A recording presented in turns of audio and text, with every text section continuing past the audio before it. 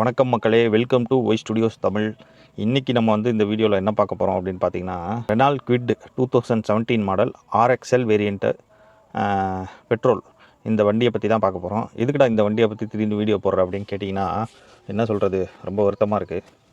2017 வந்து நான் வந்து சரி ஒரு கார் வாங்கலாம், ஓட்டி பழகிறதுக்கே ஒரு கார் வாங்கலாம். மினிமம் காஸ்ட்டாக இருக்கணும், ரிலையபிலிட்டியாக இருக்கணும், ஒரு 5 பேர் வந்து அட்லீஸ்ட் உட்காந்து போகிற மாதிரி இருக்கணும், ஹைவேக்கும் நல்லா இருக்கணும், சிட்டிக்குள்ளே ரொம்ப நல்லா இருக்கணும், மைலேஜும் நல்லா தரணும் அப்படின்னு சொல்லி தேடிட்டு இருக்கும்போது எல்லோரும் எனக்கு சொன்ன சஜஷன் வந்து அப்போ 2017 ஆல்டோ 800 வாங்க, அப்படி இல்லைன்னா ஆல்டோ 800, அப்படி இல்லைன்னா டாட்டா இண்டிகா வாங்க. இந்த 2 கார் தான் எல்லாருமே வந்து எனக்கு சஜஷனாக சொன்னாங்க. ஸோ நான் வந்து எப்பயுமே என்னென்னா அதிகமாக விற்கிற கார்களை நான் வாங்குறத கிடையாது. அதுக்கான காரணம் என்ன அப்படி பார்த்தீங்கன்னா, சர்வீஸ்க்கு எடுத்துகிட்டு போகிறோன்னு வச்சுக்கோங்க, அங்கே வந்து ஏதாவது ஒரு பிரச்சனை வரும், ஏகப்பட்ட பேர் சர்வீஸுக்கு நிற்பானுங்க. இந்த மாதிரி நிறைய விஷயங்கள் இருக்குது. சரி, நம்ம வந்து ஒரு யூனிக்காகவும் ஒரு கார் வாங்கணும், அதே சமயம் ஈஸியாகவும் இருக்கணும் யூஸ் பண்ணுறதுக்கு அப்படி சொல்லி நல்லா யோசிச்சுட்டு இருக்கப்போ டட்சன் ரெடிகோ அப்படின்னு சொல்லிட்டு ஒரு கார் இருந்துச்சு. சரி, அந்த கார் போகலாமா அப்படின்னு சொல்லிட்டு பார்த்துட்டு இருக்கப்போ எனக்கு இந்த கார் வாங்குகிற ஐடியாவே இல்லை. எனக்கு ஒரு ஃப்ரெண்டு மூலமாக தான் அந்த ஐடியா கிடச்சிது. சரி, இந்த காரை போய் பார்க்கலான்னு சொன்னேன். பார்த்த உடனே எனக்கு இந்த கார் பிடிச்சி போச்சு. 2017 இந்த ரெனால்ட் குவிட்டோட RXL வேரியண்ட் வந்து பார்த்திங்கன்னா 4 லட்ச ரூபா, ரவுண்டாக 4 லட்ச ரூபாய்க்கு இந்த கார் வாங்கினேன். இப்போ வந்து எல்லோரும் வந்து சொல்லிகிட்ருக்காங்க இல்லையா, 3 சிலிண்டர் வாங்கலாமா 4 சிலிண்டர் வாங்கலாமான்னு. நான் 2017 3 சிலிண்டர் வாங்கிட்டேன். 799cc 3 சிலிண்டரு இன்ஜின் தான் இந்த காரு.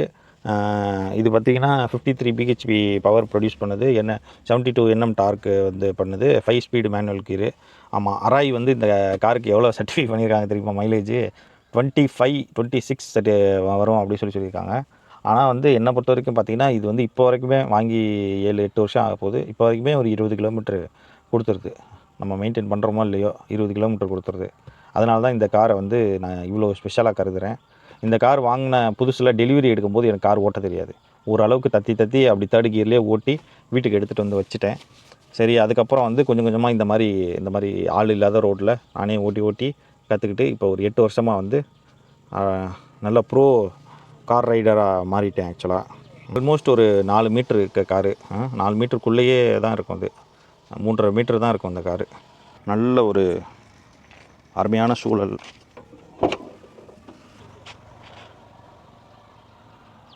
ஸோ இதான் வந்து பார்த்திங்கன்னா அந்த இன்ஜின் பேனட்டு.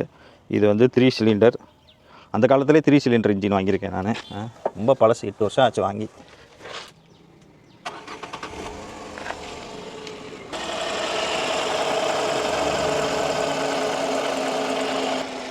இவ்வளோ தான் சவுண்டு வரும். இது பேட்ரி, அவங்க போட்ட பேட்ரி தீர்ந்து போச்சு. நான் புதுசாக ஒரு எக்ஸைட் பேட்ரி போட்டிருக்கேன். கீழெல்லாம் எந்த ஒரு அடப்பும் இல்லை. நார்மலாக ஓட்டுற ஒரு பட்ஜெட் கார் இது. ஆக்சுவலாக இன்டீரியர் பார்த்துடலாமா? ஸோ இதான் பார்த்திங்கன்னா இன்டீரியரு. டோரில் பார்த்திங்கன்னா முன்னாடி இருக்க விண்டோவுக்கு மட்டும் பவர் பட்டன் கொடுத்துருக்காங்க. இது வந்து ஒரு டிக்கெட்டு ஹோல்ட்ரு. இங்கே வந்து ஆம்ரெஸ்ட்டு. இங்கே வந்து 2 லிட்டர் வாட்டர் பாட்டிலே நீங்கள் வைக்கலாம். 4-5 பெரிய ஸ்பேஸ் இருக்க ஒரு இடம். டோரில் பார்த்திங்கன்னா டோர் ஹேண்டில் வந்து குரோமில் கிடையாது RXL வேரியண்ட்டுக்கு. ஸோ வந்து இது வந்து ஒரு டீசெண்டான ஏசி. இங்கே பார்த்திங்கன்னா முன்னாடி வந்து இது பேனட்டை ஓப்பன் பண்ணுறதுக்கு, இது வந்து லைட்டை அட்ஜஸ்ட் பண்ணுறதுக்கு, இது வந்து பெடல். இதுக்கு டெட் பெடல்லாம் வந்து அவ்வளோ நல்லா இருக்காது, இது கீழே தான் வச்சுக்கிற மாதிரி இருக்கும் டெட் பெடலு. இது வந்து கிளச்சு, ஆக்சிலேட்டர், பிரேக்கு ஈஸியாக யூஸ் பண்ணுற மாதிரி. அப்படியே இந்த சைடு வந்திங்கன்னா ஒரு ஸ்பேஸ் இருக்கும். இது வந்து கீர் நாபு. ஸோ அப்படியே டேஷ்போர்டு பார்த்திங்கன்னா இது வந்து கீர் நாபு. இது வந்து அது என்னது ஹேண்ட் பிரேக்கு. இது வந்து 2 அந்த காலத்துலலாம் பாருங்கள் எப்படி கொடுத்துருக்காங்கன்னு, அந்த சீட் பெல்ட்டுக்கு இதை பக்கிள். இங்கே வந்து எதாவது வச்சுக்கலாம் ஸ்பேஸு. இங்கே வந்து பெரிய ஸ்பேஸ் இருக்குது. இது வந்து 12 வோல்ட் சாக்கெட்டு. ஆமாம், அப்படியே மேலே வந்திங்கன்னா ஏசி வந்து மேனுவல் தான் ஏசி கொடுத்துருக்காங்க. அந்த காலத்துலலாம் வந்து 2017 அந்த காலம் ஆகிப்போச்சு. அந்த காலத்தில் பார்த்திங்கன்னா டச் ஸ்க்ரீன்லாம் கிடையாது. இதுதான் எங்களுக்கு ப்ளூடூத்து, FM எல்லாம் கேட்டுக்கலாம். ப்ளூடூத்தில் செல்லை கனெக்ட் பண்ணி பாட்டை போட்டுக்கலாம். அப்படியே அந்த சைடு பார்த்திங்கன்னா அந்த சைடு டோருக்கும் ஒரு பவர் விண்டோ, ஒரு ஸ்பேஸ், டிக்கெட் ஸ்பேஸு, கீழே வாட்டர் பாட்டிலு எல்லாம் இருக்குது. இது வந்து எல்லாமே பிளாஸ்டிக் தான், டம்மி பிளாஸ்டிக். ஏசி வந்து பார்த்திங்கன்னா ஒரு ஓகே ரகமான ஏசி தான், நல்லா தான் இருக்கும் ஏசிலாம் எந்த குறையும் சொல்லியிருக்கலாம் முடியாது இந்த காரில்.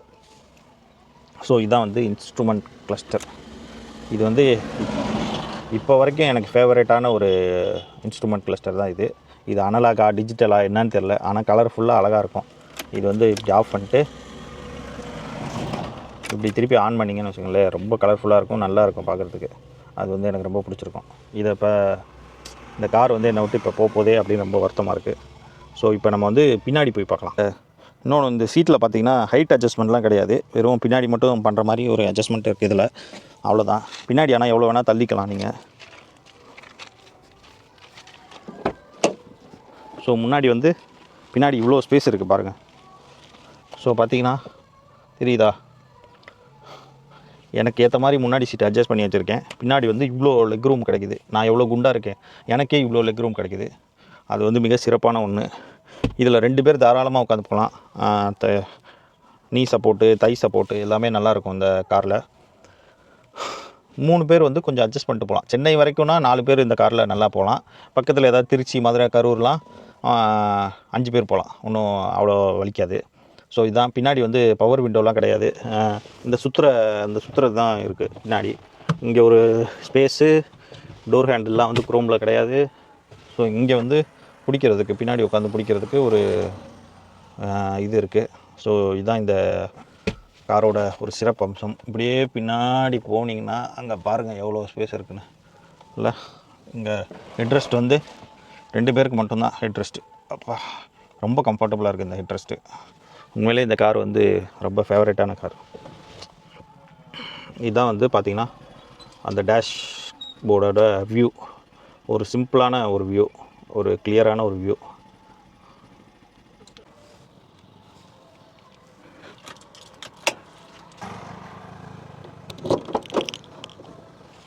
ஸோ ஒரு ஹியூஜ் ஸ்பேஸுங்க, பெரிய ஸ்பேஸ், ஆளே படுத்துட்டு போகலாம் அந்தளவுக்கு ஒரு ஸ்பேஸ் தான் வந்து இந்த பூட் ஸ்பேஸு. கிட்டத்தட்ட 500 லிட்டர் இருக்கும் போல், அவ்வளோ பூட் ஸ்பேஸு. இதை தூக்கி பார்த்தோன்னு வச்சுக்கோங்க, ஸ்பேர் வீலு அப்படியே புது டயர் அப்படியே இருக்குது. ஒரே ஒரு தடவை தான் டயர் மாற்றினேன், அந்த வீல் அப்படியே இருக்குது. மக்களே, இப்போ வந்து நான் ஏன் இந்த காரை பற்றி இவ்வளோ எக்ஸ்பிளைன் பண்ணுறேன் அப்படின்னு சொல்லி நீங்கள் கேட்டிருப்பீங்க என்கிட்ட. அதுக்கான ஒரே ரீசன் என்ன அப்படி பார்த்தீங்கன்னா, இந்த Reynold quit 2017 model RXL variant என்னோடய ஃபஸ்ட்டு கார் நான் வந்து விற்க போகிறேன். ஆமாங்க, இந்த காரை வந்து நான் விற்க போகிறேன். என்ன பண்ணுறதுனே தெரில. சரி, கடைசியாக ஒரு வீடியோ எடுத்துக்கும் அப்படின்னு சொல்லி தான் இந்த காரை ஓட்டியாச்சுங்க. போதுன்ற அளவுக்கு ஓட்டியாச்சு. கார் வாங்கினா வந்து உங்களுக்கு லாஸ் அப்படின்னு சொல்லுவாங்க, டிப்ரிசியேஷன் அப்படின்னு சொல்லுவாங்க. அது வந்து எந்த வகையில் அது டிப்ரிசியேஷன் சத்தியமாக எனக்கு புரியவே இல்லை.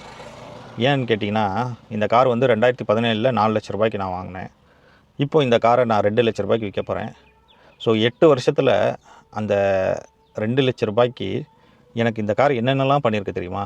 ஹாஸ்பிட்டல் கூப்பிட்டு போயிருக்கு, அவசரத்தில் ஒரு ஃபங்க்ஷன் அட்டன் பண்ண வச்சுருக்கு. கிட்டத்தட்ட என் ஒய்ஃபு டெலிவரி அப்போ டெலிவரி ரூம்குள்ளே கூட்டிகிட்டு போகிறாங்க. நான் சென்னையிலேருந்து வந்துட்டுருக்கேன். இந்த கார் இல்லைன்னா நான் அன்றைக்கி வந்து கரெக்டாக போய் டெலிவரி ரூமுக்கு முன்னாடி போய் என் ஒய்ஃபை பார்த்தேன் நான்.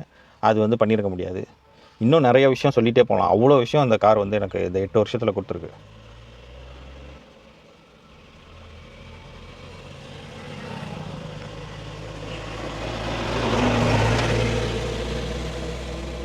ஸோ இவ்வளோ விஷயங்கள் கொடுத்த கார் வந்து எப்படி டெப்ரிசியேஷன் நம்ம சொல்ல முடியும்? எப்படி சொல்கிறாங்கன்னு எனக்கு புரியல. 4 லட்ச ரூபா போட்டு ஒரு 8 வருஷத்துக்கு முன்னாடி ஒரு கார் வாங்குகிறேன். அது 8 வருஷமாக எனக்கு மாடு மாதிரி உழைக்குது. எனக்கு அவ்வளோ ஹெல்ப் பண்ணுது இந்த காரு. இப்போ இந்த காரை நான் 2 லட்ச ரூபாய்க்கு விற்க போகிறேன் நான். இது எப்படி டெப்ரிசியேஷன் ஆகும்? 2 லட்ச ரூபாய்க்கு இந்த கார் 8 வருஷத்துக்கு எனக்கு வந்து எனக்கு ஒரு சர்வெண்ட்டை நான் வேலை வச்சுருந்தா கூட 8 வருஷத்துக்கு அவருக்கு 10,000 ரூபா கொடுத்துருந்தா கூட 10 லட்ச ரூபா ஆயிருக்கும் அவருக்கு. ஆனால் இந்த கார் எனக்கு அவ்வளோ வேலை பார்த்துருக்கு எனக்கு. ஸோ இந்த கார் வந்து எனக்கு லாபம் தான் என்றைக்குமே. இந்த காரை இப்போவும் விற்க எனக்கு வந்து மனசு சத்தியமாக வரல. ஆனால் வேறு வழி இல்லை, அடுத்த ஸ்டேஜுக்கு போகணும். இந்த காரையும் வச்சுக்கிட்டு இன்னொரு காரையும் வச்சு மெயின்டைன் பண்ணுற அளவுக்கு நமக்கு வந்து வசதி பத்தாது. அதனால் நம்ம வந்து இந்த காரை இப்போ விற்க போகிறோம். இந்த காரை விற்றுட்டு அடுத்து என்ன கார் வாங்க போகிறேன், அடுத்து ஏன் அந்த கார் வாங்கினேன் அப்படின்றதெல்லாம் நான் வந்து அடுத்த வீடியோவில் சொல்கிறேன்.